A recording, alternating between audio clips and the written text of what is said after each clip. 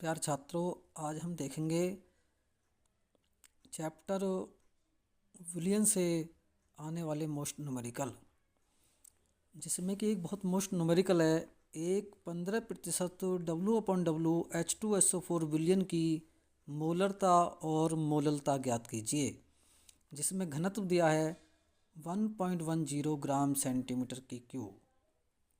बहुत most numerical है। 15% 15% W/W का मतलब है 15% W/W का मतलब है कि हम लिख सकते हैं H2SO4 बराबर 15/100, यानी कि W/W, यानी कि इसमें हमें मिला है कि विलियन में 100 ग्राम विलियन में 15 ग्राम H2SO4 घुला है। यहाँ से हमें विलय और विलियन की मात्रा ज्ञात होती है, यानी कि विलियन में H2SO4 की मात्रा बराबर 15 ग्राम, विलियन की मात्रा बराबर 100 ग्राम, तथा विलियन का घनत्व दिया है 1.10 ग्राम सेंटीमीटर माइनस 3, और मोलरता हमें ज्ञात करनी है। तो मोलरता के लिए हमें क्या चाहिए? मोलरता के लिए हमें आवश्यकता होती है आयतन की, विलियन के आयतन की। और विलियन का आयतन हम कहाँ से ज्ञात करेंगे? घनत्व से, क्योंकि घनत्व बराबर होता है द्रव्यमान बटे आयतन। और हम यहाँ से निकाल सकते हैं आयतन, हम निकाल सकते हैं मात्रा यानी कि भार बटे घनत्व। तो मात्रा कितनी हमें मिली विलियन की?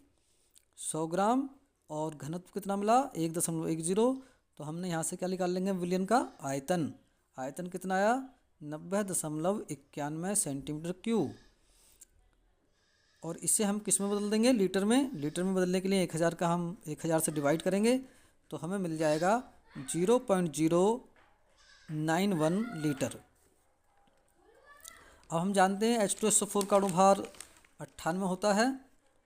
H2SO4 का भार कितना होता है? 98। और मोलरता का सूत्र है हमारा विलय की मात्रा अपॉन विलय का अणुभार गुणा आयतन लीटर में। विलय का अणुभार कितना है हमारे पास?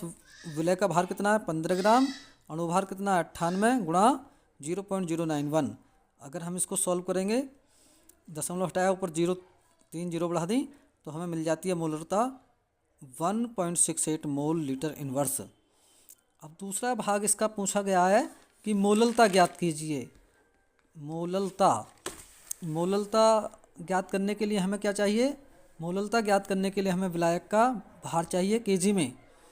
मोललता का सूत्र है विलय का भार अपॉन विलय का अणुभार गुणा विलायक का भार केजी में। यहाँ पर विलियन की मात्रा कितनी है? 100 ग्राम है, और विलय की मात्रा कितनी है? 15 ग्राम। यदि हम विलियन से विलय की मात्रा घटा दें तो हमें विलायक की मात्रा मिल जाएगी, यानी कि 100 - 15 बराबर 85 ग्राम। अब हमें विलायक की मात्रा मिल चुकी है 85 ग्राम, और इसे हमें बदलना है किसमें? केजी में। तो 1000 का भाग लगाएंगे, अब हमें मिल जाएगा 0.085 किलोग्राम। और मोललता बराबर हो जाएगी हमारा 15/98 गुणा 0.085।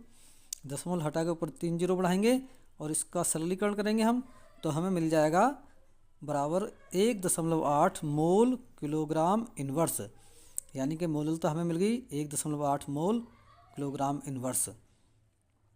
इस प्रकार हम मोलरता और मोललता दोनों ज्ञात कर सकते हैं।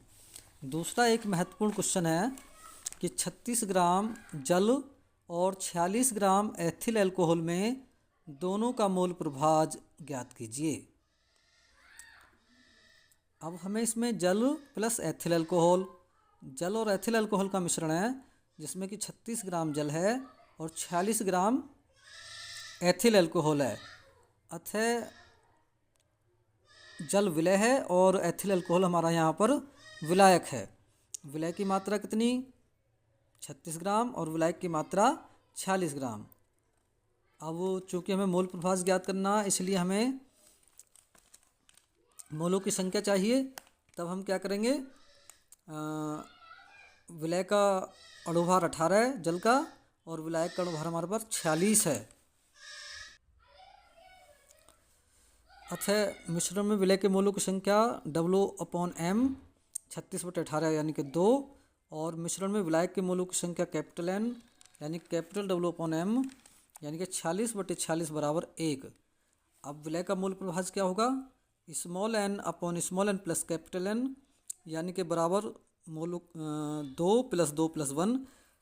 विलय के मोलों की संख्या 2 थी और विलायक के मोलों की संख्या 1, अतः 2 + 1 यानी कि 2/3। तो इस प्रकार हमें मिल गई विलय के मोलों की संख्या 0.666। और विलायक का मूल प्रभाज कितना है?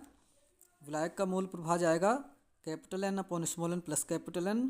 कैपिटल N 1 है और स्मॉल n 2 है, तो 1/3 यानी 0.333। इस प्रकार हमें विलय और विलायक दोनों के मूल प्रभाज ज्ञात हो जाते हैं। विलय और विलायक के मूल प्रभाजों का मान 1 होना चाहिए। अब हम एक तीसरा न्यूमेरिकल देखेंगे।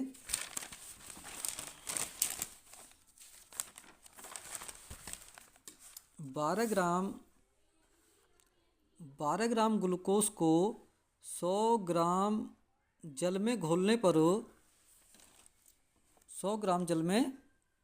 पर विलयन का क्वथनांक 100.34 डिग्री सेल्सियस पाया गया।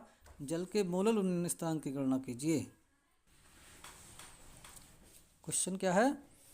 12 ग्राम ग्लूकोज को 100 ग्राम जल में घोलने पर विलयन का क्वथनांक 100.34 डिग्री सेल्सियस पाया गया। जल के मोलल उन्नयन स्थिरांक की गणना कीजिए।